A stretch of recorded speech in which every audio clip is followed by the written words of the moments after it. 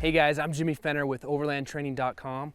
Today I want to go over how I set up my vehicle and prepare for emergencies. All types of emergencies that we can arise when we're on the trail. Vehicle-related emergencies and people-related emergencies. All those experiences growing up kind of taught me how valuable it is to be prepared, and the reality that the more you plan and the more that you prepare, it kind of gives you a freedom to enjoy the adventure of your trip and not have to worry about what might happen because you know you're already covered. Three main things that I've done to prepare for emergencies. I have a recovery kit for vehicle-related emergencies. I have a medical kit, obviously for injuries to people. And then I have what I call a go bag. It's basically if we had to move out on foot from our vehicle because something's happened to the vehicle, I lay out a whole kind of a survival kit that's in a bag where your whole group could survive off of that bag for 2, 3, 4 days and really be pretty comfortable considering a survival scenario. So first thing I want to go over is the recovery kit. I keep my recovery kit up on my roof rack in this hard case, kind of up and out of the way, but it's accessible if I need it when their situation arises. I run a Fieldcraft survival recovery kit. The reason I went with this kit is it is well thought out and it's all inclusive of the essentials of what you need. Nothing extra to add unnecessary weight, but it's also not lacking in areas where you could potentially be in a recovery situation and need a piece of equipment that you don't have. I'll go over what we have in here. We have a kinetic rope. This is for recovery using one vehicle to pull out another vehicle. This is a kinetic rope, meaning that it stretches. It prevents a shock load or a abrupt movement when you go to pull a vehicle out. Other piece of equipment along with the kinetic rope is 2 shackles, but these are soft shackles. These are great because they're a lot safer. If for some reason your rigging system ends up breaking, you don't have metal components of your system flying around that could injure someone. Soft shackles are essential, especially when you're using the kinetic rope. The kit also includes 2 metal shackles. That is, I believe, 4 3/4 ton working load. So these will take a lot of force. The kit also has a tree saver. This is a static line, so it's not gonna stretch. We use this for finding anchor points on trees, rocks, even rigging to another vehicle.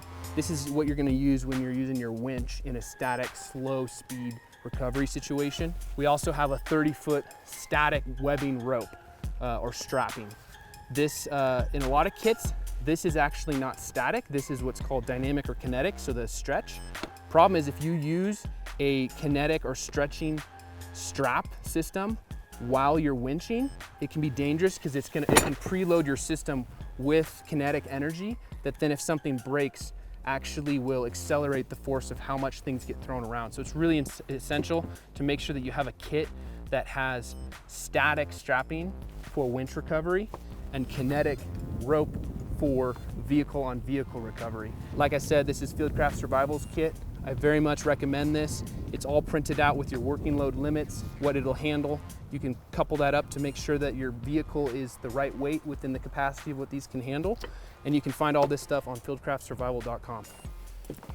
All right, so the next piece of equipment that I always keep with me in my vehicle is a go bag. Like I said, this is a sustainment pack for a survival situation. So what I basically did is took everything that you have in this kit and blew it out to a larger, more comfortable size, and also into a pack that can sustain everyone in my vehicle and maybe more people than that. So I keep this bag central to my vehicle where I can access it from either side in the case of a vehicle fire, a rollover, something that disables my vehicle. If I have to quickly get off of the X, as we say, or move out on foot, I want to be able to grab this bag and not have to dig around for pieces of equipment around my vehicle.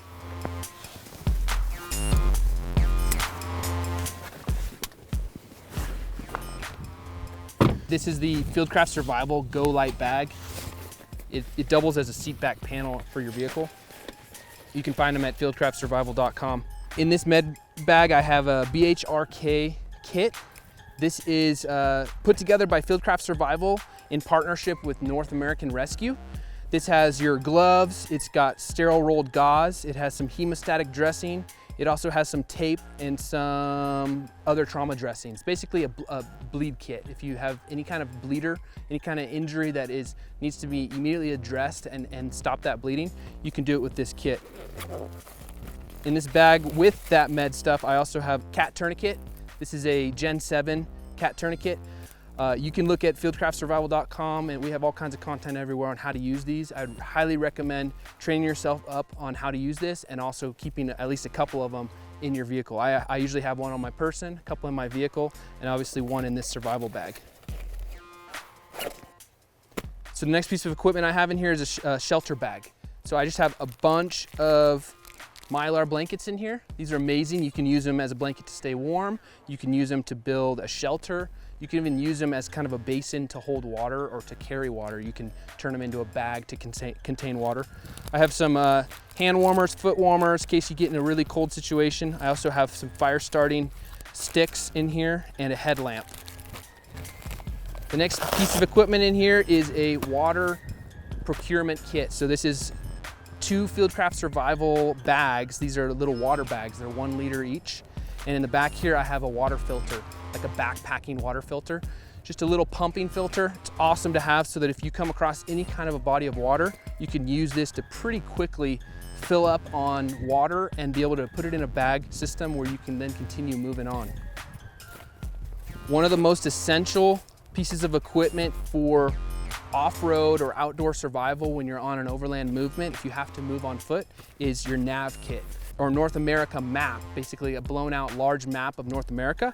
And then whatever region I'm going to, I'll put in a small, more detailed map of that area, along with a compass, a strobe light, and another headlamp. This strobe light is IR and infrared and also regular spectrum light that you can, it's on a lanyard, so you can actually use it to spin around and signal if you have emergency services looking for you, maybe from the air. We call it a buzz saw, and you can spin it around, and it basically creates a larger light signature that hopefully will signal rescuers to come find you. Next piece of equipment is food. So I actually have a small backpacking stove in here. It's got a propane tank built into it. And then I have some containers to be able to cook up some food on there. Inside here I have some granola bars, other power bars, stuff like that, and then some freeze-dried food to be able to, really this could sustain you, if you rationed this out appropriately, you could sustain 4 or 5 people for a few days with this small amount of food. This is one of the most important comfort items when you're out in the middle of nowhere. You wouldn't believe how much just some toilet paper and some baby wipes would add to the comfort factor of your situation or your experience outdoors. I've done some long backpacking trips, and I've had times where I've run out of toilet paper, and that's not a fun time. So just having something simple like that tucked into this kit can add a whole nother level of comfort and or boost morale. If you're having a hard time, you're in a survival situation where you're bummed out because you're lost, even just having those little creature comforts can really help you get the mindset to keep going on. All right, so next we're going to talk about med and considerations for being prepared for medical emergencies. I myself am trained and have worked as an EMT and a firefighter, so my med kit may be a little more advanced than the average person, but what really matters is that you are prepared and that you have some sort of med kit put together. I'll go over what I have. So I always carry an AED with me. For me, this was an essential piece of equipment to have because from working as a firefighter, I've seen these save people's lives, and I really wanted to bring that capability to being remote in the off-road on the trails in the middle of nowhere. You may run into a situation where someone needs an AED. They have a heart attack, they have something that makes their heart stop. This could be a matter of life and death. Again, like I said, it's expensive, it's kind of advanced to have, so not everyone has to have this, but it's definitely a valuable tool to have. I also have a med kit that I've built out with extensive medical considerations. Like I said, your med kit doesn't need to be this built out, but we can use this as an example. My second bag here is what I would call like a boo-boo kit. I have ibuprofen, Tylenol, Band-Aid, Neosporin, itch powder, different creams for bug bites, that kind of stuff. This is probably where I would start if you're gonna get something. Build some kind of a kit that is your minor level injuries and then your life-saving injuries, like a blood-stopping kit with some tourniquets. In here I also have a SAM splint and some cravats. That's for splinting. Someone rolls an ankle or even breaks a bone, you can use that to splint it up. This bag here is actually like a mini survival kit.